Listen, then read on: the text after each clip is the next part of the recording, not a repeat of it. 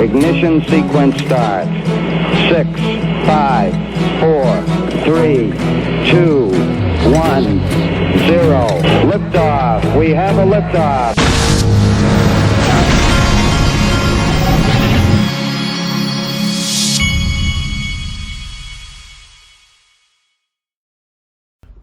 Hey everybody, this is the Digital Asset Investor, and I haven't revisited this in a while, so I wanted to show you this. We're looking at coinpaprika.com, and we're looking at the return rates, and I wanted to point out that XRP is at $1.28. It's up 388% on the year. And if you look 7 days, we're up 14% in 7 days, 78% in 30 days, 35% in 1 quarter. So with all the drama that's going on, it's still up those kind of amounts. And look, if you look at Ethereum, which got the free pass from the SEC, it's up 863%, even with a free pass on this year. So, okay, Joker, I showed you this, I think yesterday or the day before. He was calling for XRP $21 on the agenda. Well, I noticed this one this morning. He's got XLM. He's calling for a $20 to $30 XLM incoming. So this guy's getting bold. Looks like Howey Carmona says, let's be honest, XLM chart is a monster. If history repeats, often rhymes, it is. For sure, if rhymes 3 digits, 3,700 USD plus. Boy, do I hope that Howey Carmona is correct, because I am an XLM guy too. I have some. Okay, have been for a long time. Now, I wanted to show you this because I believe I've summarized it pretty clearly here. And I meant they. Isn't it? It always is frustrating when you put when you do a tweet and you accidentally leave off a letter or misspell something, and then you don't want to go back and retweet and redo it and delete it because it's already got some traction. Well, that's what happened here. I meant they didn't plan on social media, on a social media who refuses to watch the lies and the picking of winners and losers. They didn't plan on John Deaton. All we ever wanted was a level playing field for crypto, okay? We will continue to shine a spotlight on the truth until the right thing is done. This goes for the Wall Street media, it goes for the SEC, goes for Congress. Just because Congress and the Wall Street media is ignoring the financial story of the century does not mean we're going to ignore it. We're going to keep showing the truth until someone does the right thing. I haven't seen where the good guys are yet. We're still looking for the good guys. You know, when I was growing up, the United States was a country of good guys. I mean, you could feel it. You don't feel it right now. It feels like we have a country of bad guys. And I don't like this feeling. I don't like this feeling for my children. And I'm doing this for my children. Trust me on that. Now, Crypto Bull had an excellent tweet. XRP community and crypto Twitter. Whom do you trust more, the SEC or a North Korean dictator? And right now, the North Korean dictator is winning. All right, today we're going to illustrate a lot of absurdity, but while I was looking for absurdity, I found a very interesting clip of Mike Novogratz, and I wanted you to hear it. Listen. Until I walked into Joe Lubin's office at Consensus in probably 2015, late 2015, and Consensus was maybe a month old. Ethereum was trading in the 90s, cents, not dollars. But I saw, and Joe really did a great job of outlining this. But first I saw all these young people and old people plotting out this decentralized revolution, how they were going to disrupt not just the dollar, not just finance, but music, art, supply chains. And, you know, Joe's been a friend for a long time, and he's, you know, patient. And so after like 6 sessions with him, I started getting it. But that was the point where I was like, shit, this is a revolution. This isn't just a speculative game. And so then I got more engaged. Now, partly I got engaged because I bought a bunch of Ethereum. I didn't want Joe to be a lot richer than me, and I knew that might go way up. So I had to buy Ethereum to hedge. And it started. He didn't want Joseph Lubin to be richer than him. Up. And I hired a young, smart kid, John West, and the two of us, dug in, and he actually lived over in their offices. And it was the early days, right? Vitalik and Vlad and those guys were all trying to figure out how the system would work. And I was still a little bit distant, right? I would call every once in a while. I'd go there once in a while, but I was getting my information through John West and through Joe every once in a while and trading it like I would trade. That's interesting. So he was getting his information through John West, who I think he said he put at Ethereum, and also Joseph Lubin, and he was trading. I thought that was kind of interesting.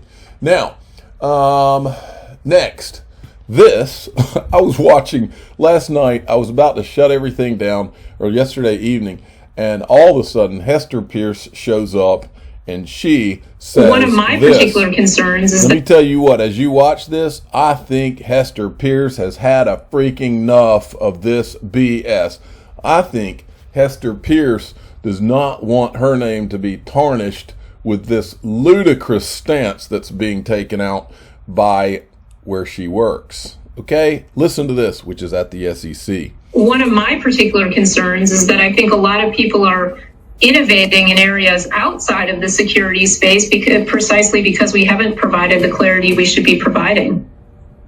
Yeah, you've been on this point for a while, and I think it's a very strong one. The chairman, in recent comments about, I think a couple of weeks ago, took issue with the idea that the SEC has not been forthcoming and that they've been very clear on what their position is on, largely through some of the commentary that's happened since the ICO boom. But you're saying it seems not enough. Can you elaborate? What more should the SEC be doing in terms of guidelines and clarity? Well, one area where the chair and I think, don't see eye to eye is the lack of clarity around when something is or is not a security and what actually is the security at issue when we're talking about these token offerings. So I do think that we could provide some more clarity in that space. Do you realize how powerful it is? Do you realize the significance of this? Think about this for a minute. First of all, she's going out and publicly disagreeing with her boss. That's number one. The second thing is she knows for a fact the statement that he's referencing where Gary Gensler came out on TV and said how this is very clear. I think it's clear. It's very clear. She knows that she's contradicting her boss in public. People just don't do that. She also knows that the SEC is in the middle of a lawsuit with Ripple. And if she comes out and says that things that there is not regulatory clarity, she's agreeing with what Ripple's been saying for years. And the whole premise of the lawsuit is that they should have known that this was a security. And she's coming out and saying this? Are you freaking kidding me? This is a problem. This is a problem for the SEC. Well, I decided we'd go ahead and magnify the problem and illustrate the absurdity even more. But first, you need to look at this. It was clear to Jay Clayton when he dropped the lawsuit on Ripple. It was very clear to Jay Clayton that at that point in the game that Bitcoin and Ethereum they're just fine. They're commodities or whatever he's called them. And then it was Bill Hinman's personal opinion back in 2018. It was not the official position of the SEC, according to the SEC, and according to Hinman. Okay. Then it is clear to Gary Gensler in 2021 what is a security, the clarity, and all that. But it's not clear to Hester Peirce in 2021. But Brad Garlinghouse, Chris Larsen, and Ripple should have known in 2013. Which is the whole premise of the SEC case, that they should have known that XRP was a security. And I said, what a sham and a joke of a circus this is. Now, watch this video if you don't believe me. The Howey tested is core, three-part test, but the Howey tested, did you give somebody money in anticipation of profits on their efforts?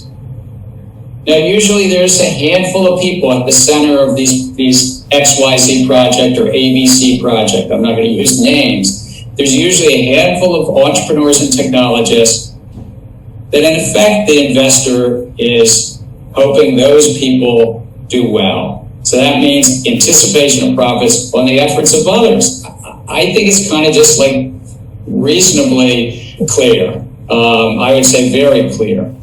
Yeah, at this point, if you're investing in Ethereum, I would say you're investing in the team and the community to a large extent. And this is something that Bitcoin and Ethereum didn't have to deal with. You need to be regulatorily compliant. Well, one area where the chair and I think don't see eye to eye is the lack of clarity around when something is or is not a security, and what actually is the security at issue when we're talking about these token offerings. So I do think that we could provide some more clarity in that space. What a freaking joke this is. I wanted to hit the refresh and see how many times that video has been viewed so far. 10,000 times. Everybody and their brother and sister and mother need to watch that video. Riz XRP sent me this. This is from, and then we're going to get to some more interesting videos. But this first, Chris Larsen had been interviewed on this podcast. So I was going to play you a short clip of Chris Larsen.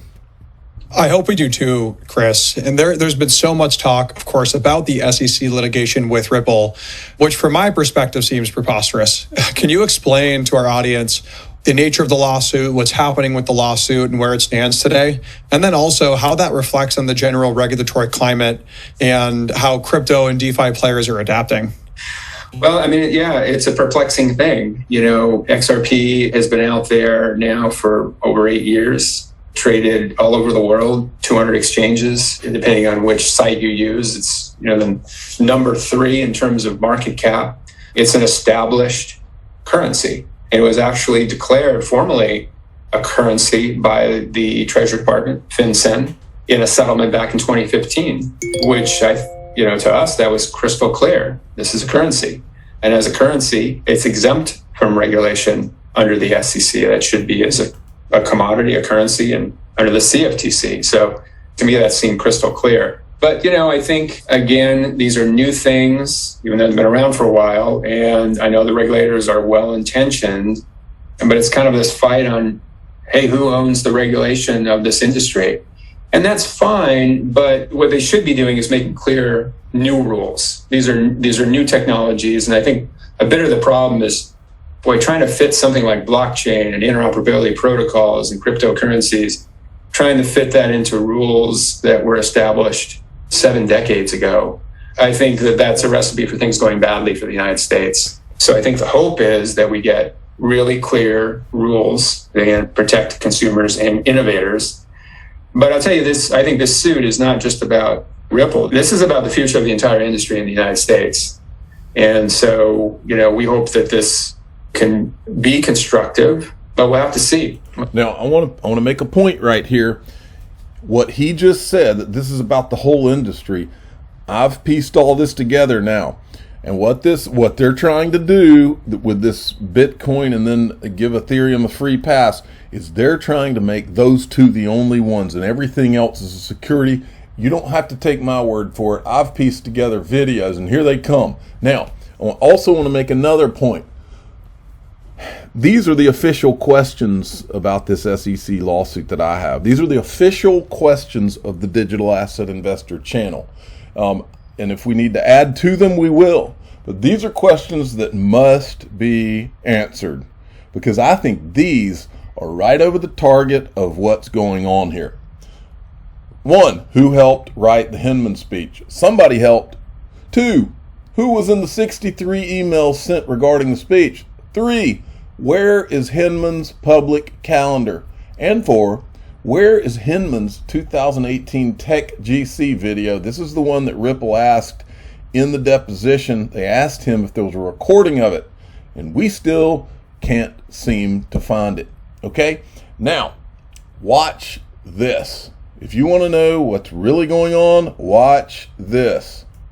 Any new technology is going to have to grapple with regulatory issues where Ethereum and Bitcoin have already cleared that bar and been declared commodities. So it's going to be spectacularly difficult for a new, even high quality technology and team to build a tokenized. It almost sounds like there were powers involved in all of this that intentionally blocked out all future digital assets, or all digital assets besides Bitcoin and Ethereum. Listen to the rest of this. Chain protocol and get real engagement for it. They're essentially going to have to distribute their token broadly and equitably in order to have legitimacy and excitement from their community. And they're really going to have to promise their community that this token is going to grow in value by the agency of some core team. And by definition, that's a security. And so they're in this quandary where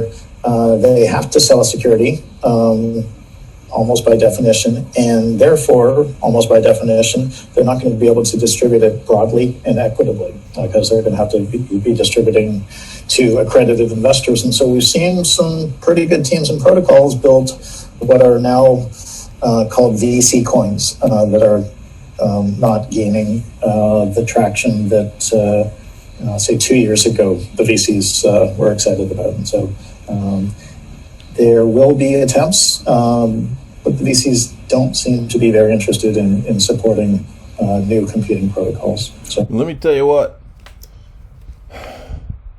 there's one thing that I'm pretty good with, and that is my gut. And I've watched a lot, and I do mean a lot of people in crypto over the years on video and different conferences, and watched a lot, hundreds of hours of video. And every time this guy talks, and I don't care what he's talking about, every single time, it's like there's a siren going off in my head. My spidey senses just start tingling. I can't tell you exactly why, but there's something. Okay, now, same guy and same questions. Who helped write the Ethereum? And I can't say this enough, so I'm going to say it again. Who helped write the Hinman Ethereum Free Pass speech? Who was in the 63 emails that were sent around regarding that speech? Where is Hinman's public calendar? Where is Hinman's 2018 Tech GC video? And now listen to this. Be a gateway to other places such as Japan and the US, doing kind of pause policies to get a sense of the scene, or do you think that you interpret this as a China issue? Yeah, so I don't have much insight into the thinking of leaders in different countries, especially this country. But we saw the SEC issue a report, and it was a very favorable report. It was exactly what our legal team has expected and interpreted the DAO to be. Importantly, the SEC said that they would continue to look at the details of every situation. They aren't throwing out the baby with the bathwater. You did hear the part right here that this guy mentions. Quote, the guidance was exactly what our legal team had expected. Now, I'm not saying this second part, but the quote, the guidance was exactly what our legal team had expected.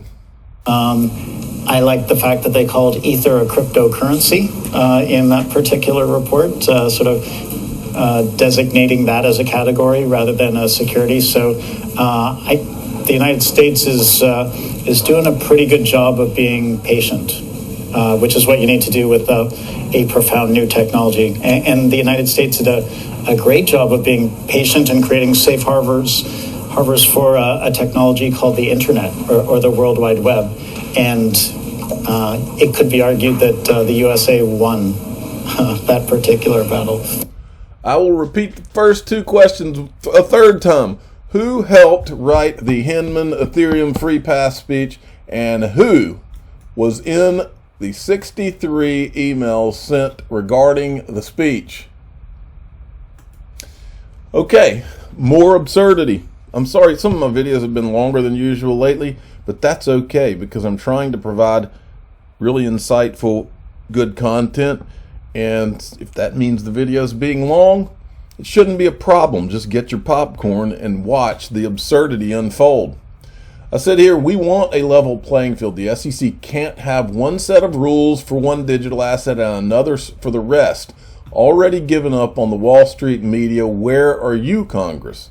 And I copied in some of the key Congress people. Listen to this. Now, usually there's a handful of people at the center of these XYZ project or ABC project. I'm not going to use names. There's usually a handful of entrepreneurs and technologists then in effect the investor is hoping those people do well. So that means anticipation of profits on the efforts of others.